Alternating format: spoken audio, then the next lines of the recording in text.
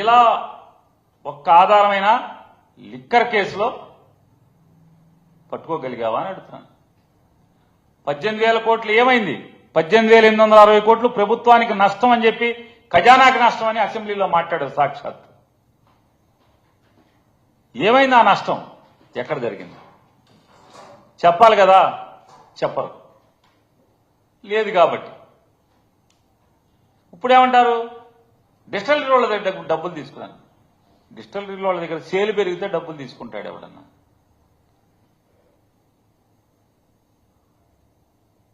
సీసాల అమ్మకాలు తగ్గిపోయి పెంచితే కదా. మీకులాగా ఒక్కడికి రాష్ట్రంలో ఉన్న సారా వ్యాపారం మొత్తాన్ని 40% ఇవ్వలేదు కదా. చూసుకోండి, మా దగ్గర సారా వ్యాపారం మొత్తం ఒక్కడికి 40% ఇచ్చారు. 40%. జగన్మోహన్ రెడ్డి గారిని ఒక్క డిస్టిలరీ ఏమైనా శాంక్షన్ చేశాడా? మొత్తం నువ్వే శాంక్షన్ చేసావు కదా. అప్పుడో ఇప్పుడు ఎప్పుడో నాగా నువ్వే శాంక్షన్ చేసావు కదా.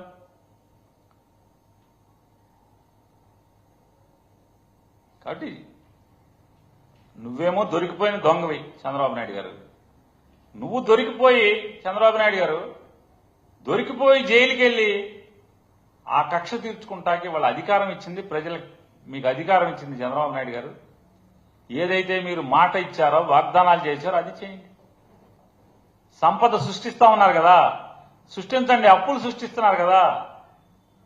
ఇప్పటికీ 1,50,000 కోట్లు దాటిపోయింది. నా చిన్నప్పుడు ఎప్పుడన్నా బంధువుల ఇంటికి సెలవులకు వెళ్తే పల్లెటూరులో ఆ కిరాణా కొట్ల మీద రాసి ఉండేది అప్పు రేపు అని, ఒక బోర్డో లేకపోతే గోడ మీద రాసేవాళ్ళు అప్పు రేపు అని. అట్టాగా సంపద సృష్టి రేపు అని చెప్పని మీ ఇంటి గోడ మీద రాయటమే, సెక్రటరియట్ మీద, సీఎం ఛాంబర్ బయట. ఎందుకంటే ఎప్పటికప్పుడు ఎవరికాడు వచ్చి చూసుకుంటే సంపద రేపు సృష్టిస్తాడనమాట అని చూసుకెళ్ళిపోతా ఉంటామే. ఇప్పటికీ 1,50,000 కోట్ల పైచిలకు అప్పు సృష్టించి ఏమైందో తెలియదు. ఆ డబ్బు ఎలా ఖర్చు పెట్టాయో తెలియదు. అది కాకుండా రాష్ట్ర ఆదాయంలోనేమో కోత, ఆదాయం తగ్గుతూ ఉంటుంది. సరాసరి ప్రత్యక్ష పన్నుల వసూళ్లేమో తగ్గిపోతున్నాయి. జగన్మోహన్ రెడ్డి గారి ప్రభుత్వంతో పోల్చుకుంటే మీ పన్నుల రాబడి తగ్గిపోతుంది. రాష్ట్రంలో వ్యాపారాలు లేవని అల్లాడిపోతున్నారు. మీకు ఓటేసిన వాళ్లే, మీకోసం పేక్కోసుకున్న వాళ్లే ఇవాళ ఎందుకు తెచ్చారా బాబు ఈ దిక్కుమాలిన ప్రభుత్వాన్ని అని చెప్పని ఏడుస్తున్నారు వ్యాపారాలు చేసేవాళ్ళు.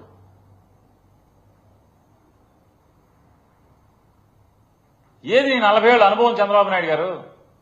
పవన్ కళ్యాణ్ గారు చెప్తున్నారు కదా, నేను ఇంత బానిసలాగా బతుకుతున్నానంటే ఈ బండ్రోతు జీవితం చంద్రబాబు నాయుడు గారి యొక్క అనుభవానికి అని చెప్తున్నారు. ఏంటి మీ అనుభవం? దేనికి? మీరు బాగుపడతాకి తప్పితే, మీరు విమానాల్లో తిరగటానికి తప్పితే, మీరు మీ అబ్బాయి పవన్ కళ్యాణ్ గారు ఆయనైతే వారానికి 2-3 రోజులు, మీ అబ్బాయి మీరైతే వారం వారం ప్రజల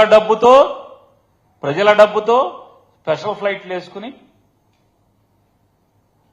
మీ ఇళ్లకు వెళ్తారు. మీ భార్య పిల్లలను చూసుకుంటాయి. వ్యాపారస్తులను హైదరాబాద్ రమ్మంటారు, బేరం మాట్లాడుకుంటారు. ఇక్కడైతే రాధాకృష్ణ కూడా అప్పుడప్పుడు తెక్కరేగినప్పుడు మన బెదిరిస్తాకు రాసేస్తున్నాడు మొత్తం. కాబట్టి ఇక్కడ మనం పట్టుపడకూడదు అని చెప్పిన హైదరాబాదు, శుక్రవారం కొడుకు హైదరాబాదు, తండ్రి శనివారం హైదరాబాదు, సౌమ్యము జనాంది. ఇంకా చూడండి, హెలికాప్టర్లో సెక్రటరియట్ నుంచి ఇంటికి, ఇంటికి నుంచి సెక్రటరియట్కి హెలికాప్టర్, ఇక్కడి నుంచి ఇంటికాడి నుంచి హెలికాప్టర్, సెక్రటరియట్ నుంచి గన్నవరం ఎయిర్పోర్ట్కి హెలికాప్టర్, అక్కడి నుంచి ప్రత్యేక విమానం హైదరాబాద్కి.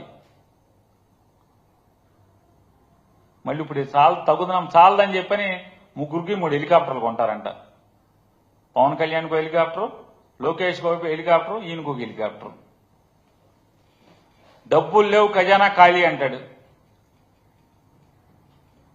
హెలికాప్టర్లు కొంటారంట. ఇది ఈ రకంగా అప్పు చేసి పప్పు కూడు అన్న సామెతగా అప్పు చేసి బిర్యానీ కూడు, ఈ రకంగా వీళ్ళు జనాల సొమ్ముతో జల్సాలు చేస్తూ, వెనకడికి ఒక ఆయన చెప్పాడు నేను జీతం తీసుకోకుండా పనిచేస్తానని. జీతం తీసుకుంటున్నాడు, హెలికాప్టర్లో తిరుగుతున్నాడు, విమానాల్లో తిరుగుతున్నాడు. అంటే జనం సొమ్ము అయితే అల్వాలాగా ఖర్చు పెడతారు మీరు.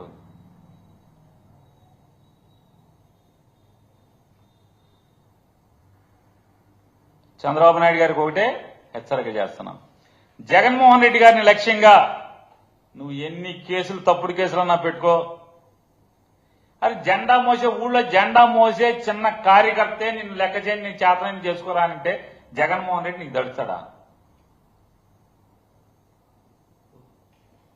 సుప్రీంకోర్టులే చెప్తున్నాయి, రాజకీయ ప్రేరేపిత ఈ కేసు అని చెప్పి మాకు అర్థం అవుతుందని సుప్రీంకోర్టులే చెప్పినప్పుడు ఇక మీరే సిగ్గుపడాలి. మీరే సిగ్గు ఎగ్గలేని పరిపాలన మీరు చేస్తున్నారు.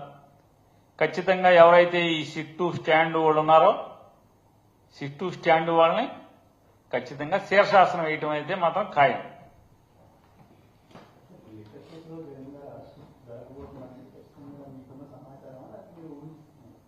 ఊహ ఏంటి? వాళ్ళు మాట్లాడుతున్నది అదే కదా. మీరు పాత్రికేయ మిత్రులు ఒక్కరోజన్న ఈ సిట్టునో చంద్రబాబునో ఈ నాలుక మడతేసి మాట్లాడిన ఎవరెవరైతే ఉన్నారో వీళ్ళందరినీ కూడా, అంటే నిన్న ఒక మాట ఇవాళ ఒక మాట మాటలు మాట్లాడారో ఈ తెలుగుదేశం వాళ్ళందరూ నేను అడుగుతున్నా, ఒక్క ఆధారం ఏంటయ్యా అంటే ఈ సిట్టు స్టాండ్ గాళ్ళు ఎవడొకటి తీసుకెళ్తాం, లోపల ప్రశ్నలేమో వాట్సాప్ లో తెలుగుదేశం పార్టీ ఆఫీస్ నుంచి వస్తాయి. తెలుగుదేశం పార్టీ ఆఫీస్ అంటే లీగల్ టీం. ఆ ఢిల్లీ నుంచి ఎవడ బాబాయ్ గారు ఒకడున్నాడు, ఢిల్లీ బాబాయ్ గారు ఇప్పుడు కాడికి 2.5 కోట్లు ఎంతో ఖర్చు పెట్టారు. ఆడు కూతురు పెళ్లికి ప్రత్యేక విమానాలు వెళ్ళారు, ఓ 10 కోట్లు ఎంతో చదివించారని చెప్తున్నారు. పెద్దమావి చదివించాడండి. ఎవడో చెప్తున్నాడు వాళ్ళ మేనల్డ్ ఒకడు, మా పెద్దమాయ 10 కోట్లు ఇచ్చాడు ఢిల్లీ బాబాయ్ కని. అంటే ఒక కేసు వీళ్ళకి వాదించినందుకు ఈ రాష్ట్ర ఖజానాని ప్రజల డబ్బుని కేవలం వల్లభనేని వంశీ కేసులో వాదించడానికి మాత్రమే ఆ ఢిల్లీ బాబాయ్కి 2,80,00,000 ఇప్పుడే ఖర్చు పెట్టారు. ఇంకా ఇవ్వాల్సిన ఫీజు బోళంత ఉంది, ఇంకా పెట్టాల్సిన కేసులు బోళున్నాయి, పెడుతున్న కేసులు ఉన్నాయి. అటన్నిటికీ వాదించేప్పటికీ ఈ రాష్ట్ర ఖజానాలో అసలు జనం పన్నులు కట్టేది ఢిల్లీ ప్లేడర్ బాబాయ్కే అనిపిస్తుంది మనకి. ఆడికి 100-150 కోట్లు వంశీ పేరు మీదే ఇచ్చేట్టున్నారు ఫీజు. వల్లభనేని వంశీ పేరు మీదే 100-150 కోట్లు ఢిల్లీ ప్లేడర్ బాబాయ్కి ఇస్తున్నారు. అర్థమవుతుంది మనకి. ఇక జగన్ గారి పేరు మీద ఇక ఎంత ఇస్తారు ఢిల్లీ బాబాయ్కి? ధనంజయ రెడ్డి గారికి ఢిల్లీ బాబాయ్ వాదిస్తాడు, ఓఎస్డీ గారికి ఢిల్లీ బాబాయ్ వాదిస్తాడు, బాలాజీకి ఢిల్లీ బాబాయ్ వాదిస్తాడు. పోనీ అక్కడ వాదించాడంటే పోనీ ఢిల్లీలో ఎవడో లేడు మనకు బాబాయ్ అనుకుందాం. ఇక్కడ ఒక బాబాయ్ని పెట్టుకున్నాంగా, ఆడికి జీతం ఇస్తున్నాంగా. హైకోర్టులో ఒక బాబాయ్ని పెట్టుకున్నాం కదా, జీతం ఇస్తున్నాం కదా. వంశీ కేసుల్లో మొత్తం టీవీలో వస్తాడు బాబాయ్ అక్కడి నుంచి. మరి ఈడేమైపోయాడు అంటే పనికిరాని వాళ్ళందరినీ ఇక్కడ పెట్టుకున్నారా మీరు? జనం జీతం ఇచ్చి మీకు జెండా మోసే వాళ్ళని పెట్టుకుంటారా? దాని అర్థం అంతే కదా.